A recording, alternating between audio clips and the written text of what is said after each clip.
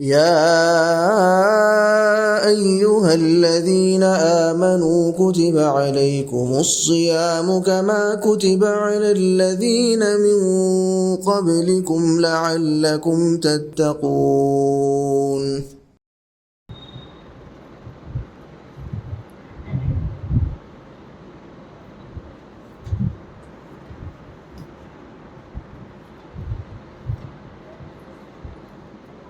السلام عليكم ورحمة الله وبركاته. الحمد لله وحده والصلاة والسلام على من لا نبي بعده، وأشهد أن لا إله إلا الله وحده لا شريك له، وأشهد أن محمدا عبده ورسوله، أما بعد.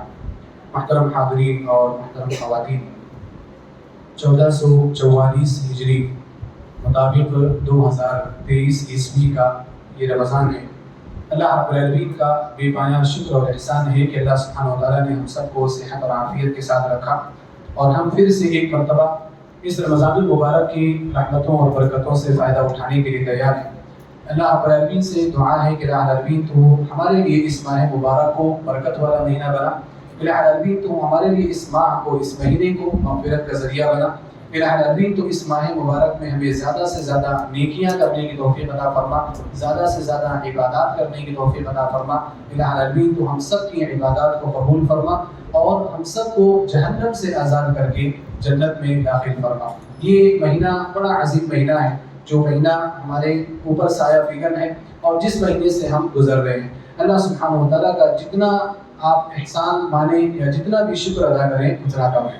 محترم حاضرین، آج کی تراویح کی نماز میں آپ کے سامنے 16ویں پارے کا کچھ حصہ تلاوت کیا گیا، اور آج جو تلاوت آپ کے سامنے کی گئی ہے وہ سورہ مریم اور سورہ طٰہٰ پر مشتمل ہے۔ سورہ طٰہٰ مکمل نہیں ہوئی، سورہ مریم مکمل ہوئی، سورہ طٰہٰ کا نصف آپ کے سامنے تلاوت کیا گیا۔ سورہ مریم میں اللہ سبحانہ و تعالیٰ نے تقریباً 11 انبیاء کرام کا تذکرہ کیا۔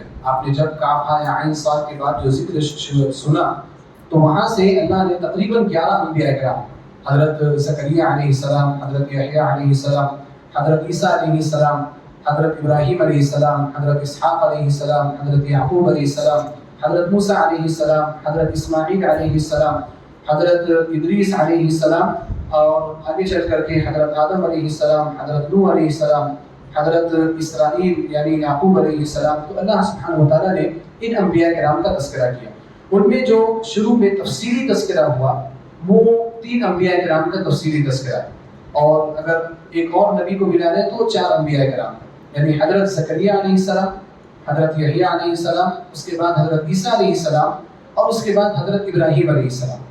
بقیہ جو انبیاء کرام ہیں ان کا بہت مختصر تذکرہ ہے یا صرف نام ان کا ذکر کیا گیا۔ حضرت زکریا اور حضرت یحییٰ علیہ السلام کا جو ذکر اللہ رب العالمین نے یہاں پر کیا اس کا تعلق بہت اہم ہے، اور ہمارے سماج سے اس کا بڑا گہرا ناطہ ہے، بہت گہرا کنیکشن ہے اس کا۔ حضرت زکریا علیہ السلام بے اولاد تھے، ان کو اولاد نہیں تھی۔ حضرت مریم علیہ السلام کی وہ کفالت کیا کرتے تھے، پرورش کیا کرتے تھے، جو عیسیٰ علیہ السلام کی والدہ تھی۔ حضرت زکریا علیہ السلام ان کی کفالت کرتے تھے، تو اللہ رب العالمین نے مریم علیہ السلام کو شروع سے ہی بہت نعمتیں دی تھیں، اور شروع سے ہی ان کے سامنے کراماتی چیزیں ہوا کرتی تھیں۔ حضرت مریم علیہ السلام جس گھر میں رہا کرتی تھی، حضرت زکریا علیہ السلام کچھ وقفے سے وہاں پر جایا کرتے تھے، ان کا خیال رکھتے تھے اور ان کی حاجت پوچھنے کے لیے جایا کرتے تھے۔ تو جب زکریا علیہ السلام ان کے گھر میں جاتے تو کبھی کبھار ان کو بے موسم کے پھل نظر آتے تھے، یعنی جس پھل کا موسم نہیں ہے وہ پھل بھی ان کے پاس نظر آتا ہے۔ تو حضرت مریم علیہ السلام سے پوچھا زکریا علیہ السلام نے کہ یہ کہاں سے آپ کو مل جاتا؟ اَنَّىٰ لَكِ هَٰذَا، اس کا تذکرہ سورہ آل عمران میں۔ تو حضرت مریم علیہ السلام نے کہا هُوَ مِنْ عِنْدِ اللَّهِ، یہ پھل جو ہے یہ اللہ تعالیٰ کی جانب سے مجھے ملتے ہیں۔ إِنَّ اللَّهَ يَرْزُقُ مَن يَشَاءُ بِغَيْرِ حِسَابٍ، اللہ جس کو چاہتا ہے بغیر حساب کے رزق دیتا ہے۔ حضرت زکریا علیہ السلام تھے بے اولاد، تو ان کو یہاں سے ایک آئیڈیا آیا، ایک فکر آئی کہ جب اللہ رب العالمین بے موسم کے پھل دے سکتا ہے تو میں اگرچہ بوڑھا ہو گیا ہوں، میری عمر ہو چکی ہے، اللہ رب العالمین اس عمر میں بھی اولاد دے سکتا ہے۔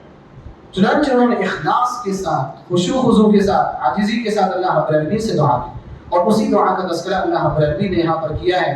کہا کہ إِذْ نَادَىٰ رَبَّهُ نِدَاءً خَفِيًّا، حضرت زکریا علیہ السلام نے اللہ رب العالمین سے چپکی چپکی دعا کی۔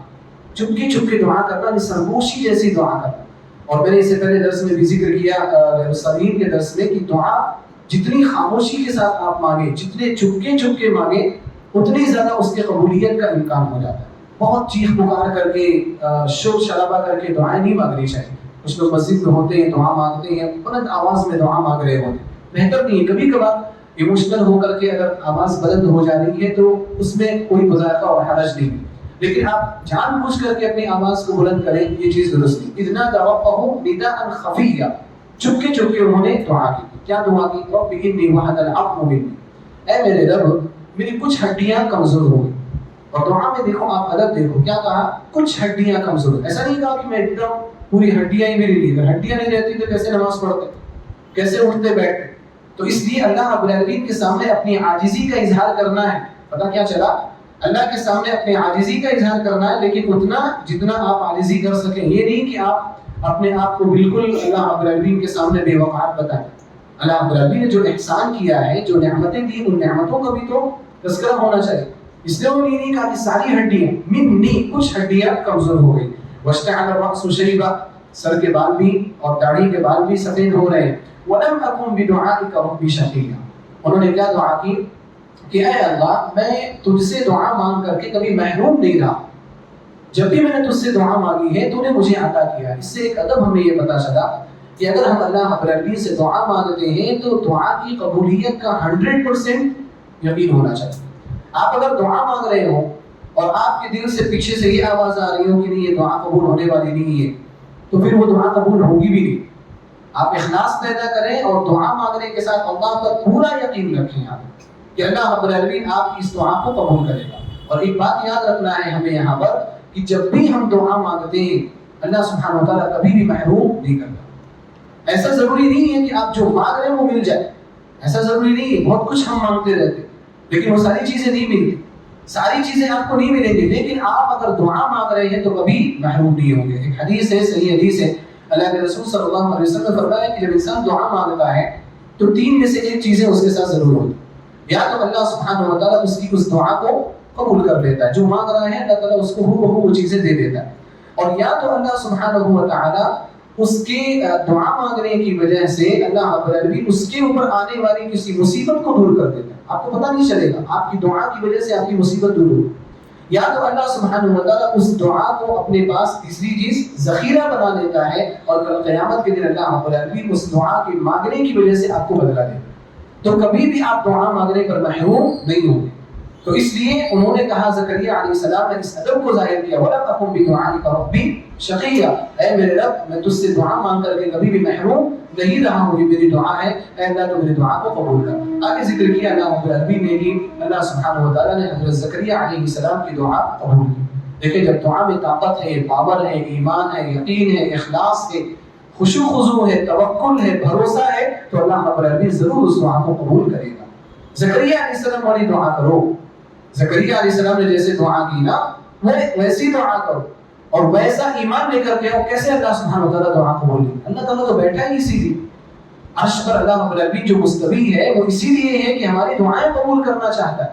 اللہ رب العالمین کہتا ہے نا آسمان دنیا پر نزول ہونے کے بعد، کون ہے جو مانگے میں اس کو دوں، کون ہے جو معافی مانگے میں اس کو معاف کروں، کون ہے جو میری پناہ کا مطالبہ کرے میں اس کو پناہ دوں۔ اللہ رب العالمین پکار کر کے کہہ رہا ہے، پھر اللہ رب العالمین کیوں نہیں دے گا؟ اور پھر دینے کے بعد اس کے خزانے میں کوئی کمی بھی نہیں ہوتی کہ نہ دے، اس کے خزانے میں کوئی کمی ہونے کا سوال ہی پیدا نہیں ہوتا، تو وہ دے گا، لیکن ہمارے لیے ایمان اور اخلاص کی ضرورت ہے۔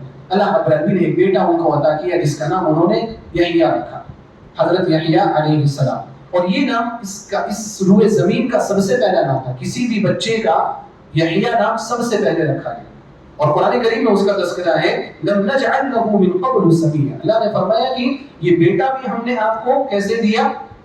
بالکل نا امید ہونے کے بعد، اور اس کا نام بھی ایسا چنا کہ آج تک ایسا نام پورے روئے زمین پر کسی بھی بچے کا نہیں رکھا گیا۔ پھر حضرت یحییٰ علیہ السلام کو اللہ رب العالمین نے نبی بھی بنایا، آگے ہے یا یحییٰ خذ الکتاب بقوہ، اے یحییٰ آپ کتاب کو مضبوطی سے پکڑیے، جو کتاب ان کو دی گئی تھی اور ان کو نصیحت کی گئی اور وہ نبی بنائے گئے، لیکن ظالموں نے حضرت یحییٰ علیہ السلام کو بھی معاف نہیں کیا۔ روایات میں آتا ہے کہ حضرت یحییٰ علیہ السلام کو قتل کیا گیا، نبی تھے ان کو قتل کیا گیا، ان کو سازش میں پھنسایا گیا۔ کوئی جو جس ملک میں رہا کرتے تھے اس ملک کے بادشاہ کے خواتین میں سے ایک خاتون نے ایک سازش کے تحت حضرت یحییٰ علیہ السلام کو پھنسایا اور اس کے نتیجے میں حضرت یحییٰ علیہ السلام کی گردن کو مارا گیا، ان کو قتل کیا گیا۔ یہ جو بنی اسرائیل ہے، یہ جو یہود یا نصارہ ہے، انہوں نے کئی انبیاء کرام کا قتل کیا، صرف ایک نبی نہیں۔ وَيَقْتُلُونَ الْأَنْبِيَاءَ وَيَقْتُلُونَ النَّبِيِّينَ، اللہ رب العالمین نے قرآن کریم میں کئی جگہ پر یہ انبیاء کرام کے قاتل ہیں، یہ انبیاء کرام کا قتل کیا کرتے تھے، اپنی خواہش کے مطابق نہیں ہوا، انبیاء کرام کو مار دیا کرتے تھے۔ آج ہمارے یہاں بھی ایسے ہی دیکھو، ہم سب کو اپنی خواہشات جو ہیں وہ قرآن کریم اور احادیث کے مطابق بنانی۔ قرآن کریم اور احادیث یہ ہمارے لیے معیار ہے، یہ ہماری ہدایت اور نجات کا ذریعہ ہے۔ ہم سب کو اسی کے مطابق اپنی خواہش بنانا چاہیے، اپنی خواہش کو قرآن کریم پر غالب نہیں کرنا چاہیے۔ کبھی کبھار ہم ناراض ہو جاتے ہیں کہ یہ اسلام کی یہ بات ہمیں کیوں کہی جا رہی ہے، ہماری خواہش کے خلاف یہ بات کیوں کہی جا رہی ہے۔ کبھی بات سے ناراض ہو جاتے ہیں، کبھی بات کہنے والے سے ناراض ہو جاتے ہیں کہ فلاں صاحب نے مجھے کیسے کہہ دیا کہ میں نماز نہیں پڑھتا ہوں، فلاں صاحب نے مجھے کیسے کہہ دیا کہ میں داڑھی نہیں رکھتا ہوں۔ پھر کچھ لوگ سازشیں بھی کرنے لگ جاتے ہیں، کچھ لوگ پریشان بھی کرنے لگ جاتے ہیں۔ یہ سب بنی اسرائیل کے طریقوں میں سے، یہ سب، اور جب تک یہ طریقہ رہے گا انسان کامیاب نہیں ہو سکتا۔ بنی اسرائیل کا طریقہ نہیں اپنانا، جو کہنے والا بات ہے، خیر کی بات کہنے والا ہے، اس کو سننا ہے، اس کو تسلیم کرنا ہے، اس کو ماننا ہے، اس پر عمل کرنے کی کوشش کرنا ہے، تبھی جا کر کے ہماری اور آپ کی نجات ہوگی، تبھی ہم خیر امت کہلائیں گے، تبھی ہم امت محمدیہ میں سے کہلانے کے لائق رہیں گے۔ اس کے بعد اللہ رب العالمین نے حضرت مریم علیہ السلام کا تذکرہ کیا، بڑا تفصیلی تذکرہ ہے۔ ایک اور بات میں آج کے اس درس میں ذکر کر کے اپنی بات ختم کروں گا۔ ان 11 انبیاء کرام کا تذکرہ کرنے کے بعد اللہ رب العالمین نے سورہ مریم آیت نمبر 59 میں ایک اہم بات کہی۔ وہ اہم بات کیا ہے؟ اللہ نے فرمایا فَخَلَفَ مِن بَعْدِهِمْ خَلْفٌ، یہ جو انبیاء کرام تھے اور ان کو ماننے والے تھے، ان کی قوم کے لوگ تھے، یہ لوگ چلے گئے، اچھے لوگ چلے گئے۔ ان اچھے لوگوں کے جانے کے بعد کیا ہوا؟ فَخَلَفَ مِن بَعْدِهِمْ خَلْفٌ، کچھ برے لوگ آئے، بیکار قسم کے لوگ آئے۔ خلفن بیکار آدمی کو کہا جاتا ہے، بیکار قسم کے لوگ آئے جنہوں نے کیا کیا؟ ان کی اللہ سبحانہ و تعالیٰ بیکار ہونے کی صفات کو ذکر کر رہا ہے۔ اور یہاں ہم سب کے لیے غور کرنے کی بات ہے کہ ان کے بیکار ہونے کی سب سے پہلی صفت کیا ذکر کی جا رہی ہے؟ اضاعوا الصلاۃ، انہوں نے نماز کو ضائع کر دیا۔ اللہ، یعنی انبیاء کرام، 11 انبیاء کرام، ان کے ساتھ رہنے والے، ان کے صحابہ، ان کے حوالی موالی، اچھے لوگ، بہترین لوگ، ان کے جانے کے بعد برے لوگ آئے۔ برے لوگوں نے کیا کیا؟ نمازوں کو ضائع کر دیا۔ اب آپ ایک ذرا سوچیں، انبیاء کرام جو آتے تھے اس دنیا میں، وہ صرف نماز پڑھتے تھے؟ نہیں، بہت ساری چیزیں کرتے تھے۔ انبیاء کرام کے کاموں میں ایک سب سے اہم کام دعوت ہے، دعوت کا کام کرتے تھے وہ۔ اسی طرح سے نماز بھی پڑھتے تھے، عبادت بھی کرتے تھے، تکلیفوں پر صبر بھی کیا کرتے تھے، بہت کچھ کیا کرتے تھے، لیکن ان میں سے کسی بھی چیز کا تذکرہ نہیں کیا۔ ایک چیز کا تذکرہ کیا کہ انبیاء کرام نماز پڑھا کرتے تھے، ان لوگوں نے نماز کو ضائع کیا، ان لوگوں نے نماز کو چھوڑ دیا۔ اور آپ دیکھیے کہ اس سے پہلے جو 11 انبیاء کرام کا تذکرہ آیا نا، ان کے ساتھ نماز کا بھی تذکرہ آیا۔ مثال کے طور پر حضرت یحییٰ علیہ السلام، حضرت عیسیٰ علیہ السلام نے کیا فرمایا؟ وَأَوْصَانِي بِالصَّلَاةِ وَالزَّكَاةِ، اللہ رب العالمین نے مجھے نماز پڑھنے کی وصیت کی، زکات دینے کی وصیت کی۔ جب انہوں نے گود میں رہ کر کے کلام کیا تو وہاں پر نماز کا تذکرہ کیا۔ اسی طرح سے آپ اسماعیل علیہ السلام کے تذکرے میں کہ وَكَانَ يَأْمُرُ أَهْلَهُ بِالصَّلَاةِ وَالزَّكَاةِ، حضرت اسماعیل علیہ السلام اپنے گھر والوں کو نماز پڑھنے کا حکم دیتے تھے، زکات دینے کا حکم دیتے تھے۔ تو انبیاء کرام کی صفات، اچھائیاں، خوبیاں ذکر کی جا رہی ہیں، اور بار بار کیا ذکر کیا جائے؟ نماز۔ اور پھر بعد میں آنے والے نے جو خرابی کی، ان کی خرابی میں سب سے پہلی خرابی کیا ذکر کی جا رہی ہے؟ کہ انہوں نے نماز کو ضائع کر دیا۔ آج ہم مسلمان کہاں ہیں؟ ہم نمازیں چھوڑ کر کے بھی اپنے آپ کو پکا سچا مسلمان سمجھتے، پکا جنتی سمجھتے ہیں کہ جنت کا ٹکٹ لے کر کے آئے، کوئی ہم سے وہ ٹکٹ چھین نہیں سکتا، کوئی نہیں خرید سکتا۔ اور پھر ہم اس پر دھڑلے کے ساتھ زندگی گزارتے، صبح ہو رہی، شام ہو رہی، ظہر، عصر، مغرب، عشاء، فجر، آ رہے جا رہے، کوئی فرق نہیں پڑتا، پھر بھی کیا ہے؟ مسلمان ہیں، مسلمان ہیں۔ کیوں نہیں مسلمان ہیں؟ ہمارے اسلام میں شک ہے، ہم نہیں مسلمان ہیں تو کون مسلمان؟ اس طرح کی باتیں کی جا رہی۔ نمازوں کو ضائع کر کے، نمازوں کو چھوڑ کر کے آپ مسلمان کیسے ہو سکتے؟ نمازوں کو چھوڑنا یہ بہت بڑی بات ہے۔ عبداللہ بن مسعود رضی اللہ تعالیٰ عنہ نے اس آیت کی تفسیر میں یہ کہا کہ دیکھو، نماز کو ضائع کرنا ایک الگ چیز ہے، نماز کو چھوڑنا ایک الگ چیز ہے۔ نماز کو چھوڑنا کیا ہے؟ کہ آپ نماز ہی نہ پڑھو۔ یہاں پر اللہ سبحانہ و تعالیٰ نے نماز چھوڑنے والوں کی بات نہیں کی، نماز ضائع کرنے والوں کو بدترین لوگ بتایا۔ اور نماز ضائع کرنے سے مراد کیا ہے؟ فرماتے ہیں عبداللہ بن مسعود رضی اللہ تعالیٰ عنہ، نماز ضائع کرنے سے مراد یہ ہے کہ وقت نکل جائے تب نماز پڑھو، نماز کا وقت نکلنے کے بعد نماز پڑھنا، دیر سویر کر کے نماز پڑھنا، تاخیر سے نماز پڑھنا، نماز اول وقت میں افضل ہے، دیر سویر کر کے نماز پڑھنا، اس کو نماز کو ضائع کرنا کہا اللہ رب العالمین۔ اب آپ دیکھیں کہ اگر کوئی شخص نماز پڑھ رہا ہے اور لیکن وہ نماز کو اس کے وقت سے نکال کر کے پڑھ رہا ہے، اللہ سبحانہ و تعالیٰ نے اس عمل پر اس کو برا انسان قرار دیا، تو جو نماز نہیں پڑھ رہا اس کا کیا؟ جو نماز پڑھ ہی نہیں رہا ہے اس کا کیا؟ اس کو اللہ سبحانہ و تعالیٰ کیا کہے گا؟ اس لیے بہت غور کرنے کی ضرورت ہے اور بہت سمجھنے کی ضرورت ہے کہ میرے بھائی آپ نماز کے بغیر مسلمان ہو ہی نہیں سکتے۔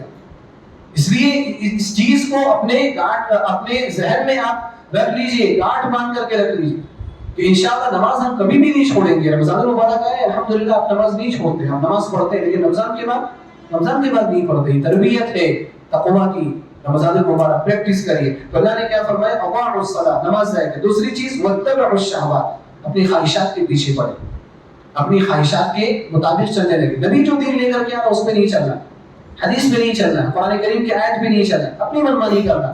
بتایا جا رہا ہے کہ سود حرام ہے لیکن پھر بھی ہم کر رہے ہیں نہیں کر رہے، بتایا جا رہا ہے انشورنس دینا حرام ہے پھر بھی ہم کر رہے ہیں کہ نہیں کر رہے، بتایا جا رہا ہے کہ اپنے یہاں جو حیدرآباد میں جو سسٹم چلتا ہے رہن وہن کا، یہ سب حرام ہے، یہ سب سود کی کیٹیگری میں آتا ہے، پھر بھی ہم کر رہے ہیں کہ نہیں کر رہے۔ بتایا جا رہا ہے کہ شراب پینا حرام ہے پھر بھی پی رہے ہیں کہ نہیں پی رہے۔ بتایا جا رہا ہے کہ فضول خرچی کرنا اور شادی بیاہ کو مشکل بنانا یہ چیزیں ناجائز ہے پھر بھی ہم بنا رہے ہیں کہ نہیں بنا۔ کیا ہے یہ؟ اتباع الشہوات ہے، خواہشات کے پیچھے ہم جا رہے ہیں۔ قرآن کریم اور حدیث موجود ہے پھر بھی ہم خواہشات کے پیچھے جا رہے ہیں۔ واتبعوا الشہوات، گمراہی کی جڑ ہے خواہشات کی اتباع۔ اور یہ صرف نمازوں کے چھوڑنے کی جڑ نہیں، جتنی بھی برائیاں ہیں تمام برائیوں کی جڑ کیا ہے؟ اتباع الشہوات، خواہشات کے پیچھے چلنا۔ اس لیے اپنے آپ کو قرآن اور حدیث کے پیچھے چلنے والا بناؤ، اپنے آپ کو قرآن اور حدیث کے مطابق زندگی گزارنے والا بناؤ، ورنہ اللہ نے کیا فرمایا؟ فَسَوْفَ يَلْقَوْنَ غَيًّا، یہ سب کے سب جہنم میں جائیں گے۔ جو نمازوں کو ضائع کرتے ہیں، جو خواہشات کے پیچھے جاتے ہیں، فَسَوْفَ يَلْقَوْنَ غَيًّا، غی یہ جہنم کی وادیوں میں سے ایک وادی کا نام ہے، یہ سب جہنم میں جائیں گے۔ إِلَّا مَن تَابَ، سوائے اس کے جو توبہ کرے، وَآمَنَ ایمان لیا، وَعَمِلَ صَالِحًا نیک کام کرے، فَأُولَٰئِكَ يَدْخُلُونَ الْجَنَّةَ، لوگ جنت میں داخل ہوں، وَلَا يُظْلَمُونَ شَيْئًا، ان پر کوئی ظلم نہیں ہوگا۔ جنات عدن، ہمیشگی والی جنت، الَّتِي وَعَدَ الرَّحْمَنُ عِبَادَهُ بِالْغَيْبِ، جس کا غائبانہ طور پر اللہ رب العالمین نے رحمان نے وعدہ کیا ہے۔ إِنَّهُ كَانَ وَعْدُهُ مَأْتِيًّا، اللہ تعالیٰ کا وعدہ آ کر کے رہے۔ لَا يَسْمَعُونَ فِيهَا لَغْوًا إِلَّا سَلَامًا، جنت میں کوئی بیکار فضول شور شرابہ کچھ بھی نہیں ہوگا، الا سلام، سلام کی بات ہوگی، السلام علیکم السلام علیکم، وَلَهُمْ رِزْقُهُمْ فِيهَا بُكْرَةً وَعَشِيًّا، اور ان کے لیے اس جنت میں رزق ہوگا صبح اور شام۔ تِلْكَ الْجَنَّةُ، اس کے بعد اللہ نے کیا فرمایا؟ یہ ہے تِلْكَ الْجَنَّةُ، یہ وہ جنت ہے، الَّتِي نُورِثُ مِنْ عِبَادِنَا مَنْ كَانَ تَقِيًّا، کہ اس جنت میں ہم اس کو داخل کریں گے اپنے بندوں میں سے جو متقی ہوگا، جو متقی ہوگا۔ رمضان کس لیے آیا ہے؟ سنتے رہتے ہیں لعلکم تتقون، تاکہ تم متقی بن جاؤ، متقی بنیے، جنت متقی کے لیے تیار کی گئی ہے۔ اللہ سبحانہ وتعالیٰ سے دعا ہے کہ العالمین تو ہم سب کو صحیح زندگی گزارنے والا بنا، صراط المستقیم پر چلنے والا بنا، قرآن کریم اور احادیث کی اتباع کرنے والا بنا، خواہشات کی اتباع سے، نمازوں کو ضائع کرنے سے اور گناہ اور بڑے بڑے گناہوں کو کرنے سے محفوظ فرما۔ آمین وآخر دعوانا الحمد للہ رب العالمین، السلام علیکم ورحمۃ اللہ وبرکاتہ۔